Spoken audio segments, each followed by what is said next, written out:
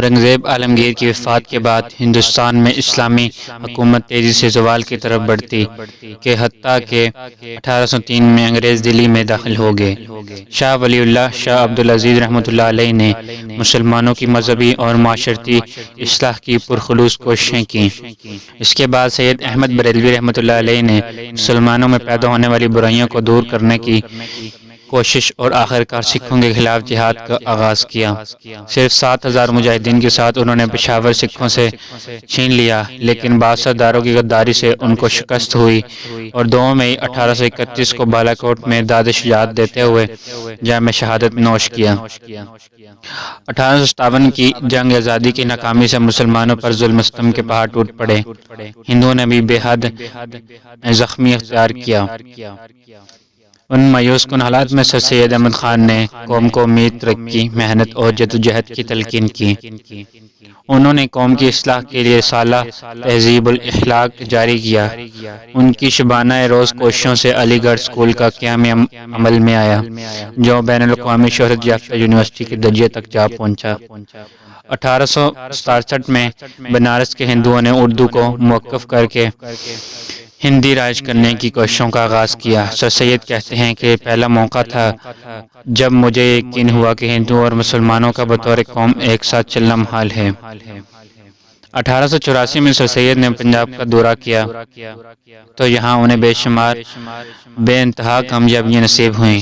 لاہور میں انجمن حمایت اسلام کا ادارہ قائم ہوا۔ سر سید نے آل انڈیا محمڈن ایجوکیشنل کانفرنس کی بنیاد ڈالی۔ 1885 میں انڈین نیشنل کانگریس کی بنیاد پڑی۔ سر سید نے یہ محسوس کر لیا کہ اس نے مسلمانوں کو نقصان پہنچے گا، چنانچہ انہوں نے مسلمانوں کو کانگریس میں شرکت سے روکا۔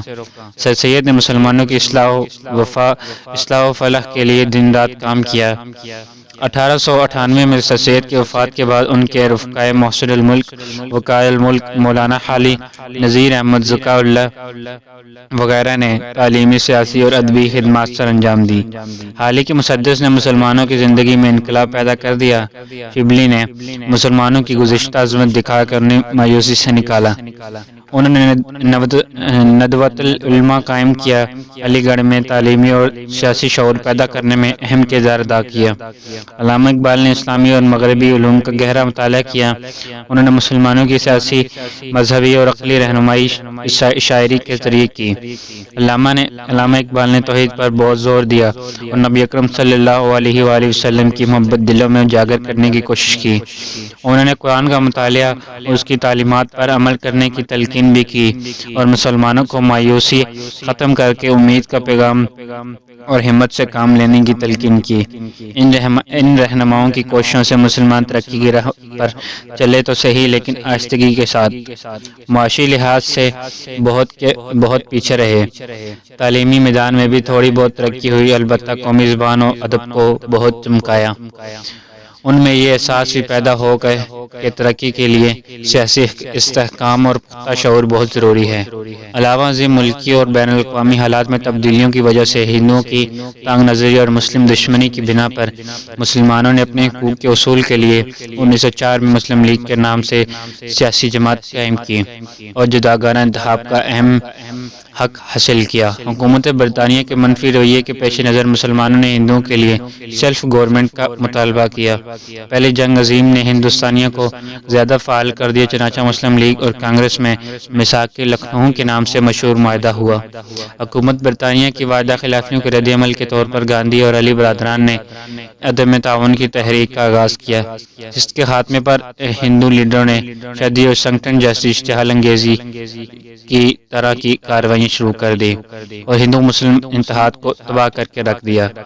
سائمن کمیشن کی آمد اور نہرو رپورٹ کی مسلم کش تجاویز کے پیش نظر مسلمانوں نے قائد اعظم کے 14 نکات پر مشتمل ایک متحدہ سیاسی مطالبہ حکومت کو پیش کیا۔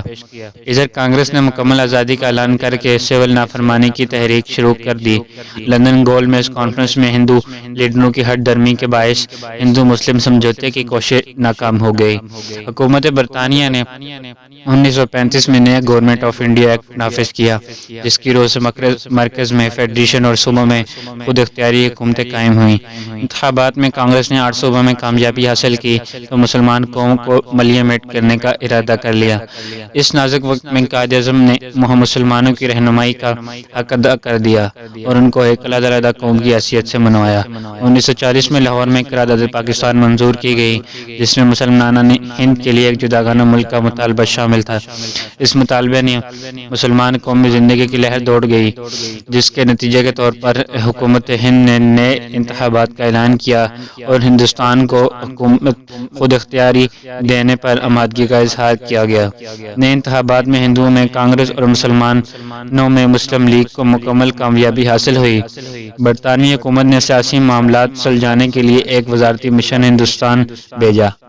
اس نے کانگریس نواز تجاویز پیش کی تو مسلم لیگ نے انہیں ٹھکرا دیا۔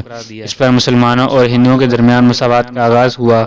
آخرکار برطانیہ نے اعلان کیا کہ 1948 تک ہندوستان کو خالی کر دے گا، لیکن 1947 میں پنجاب میں مسلم لیگ کی تحریک بہت زور پکڑ گئی۔ ہندوؤں نے مسلمانوں کا قتل عام شروع کر دیا۔ پاکستان کے قیام کے اثرات پورے ایشیا بلکہ ساری دنیا میں محسوس کیے گئے۔ ادھر پاکستان میں یہ تصور عام ہوا کہ پاکستان کی حکومت اسلامی جمہوری حکومت ہوگی، جس میں سب کو یکساں حقوق حاصل ہوں گے اور قرآن کریم کے دیے گئے اصولوں کے مطابق مسلم و غیر مسلم سب کے حقوق کا تحفظ کیا جائے گا اور سب سے رواداری اور محبت کی برتی جائے گی۔